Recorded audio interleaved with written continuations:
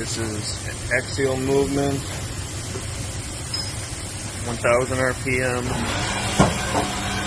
There's 1000 RPM.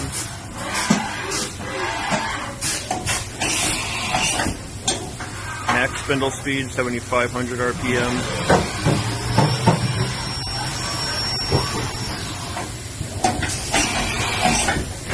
And tool changes.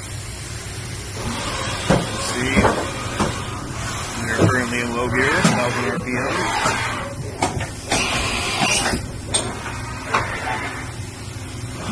Now we are in high gear.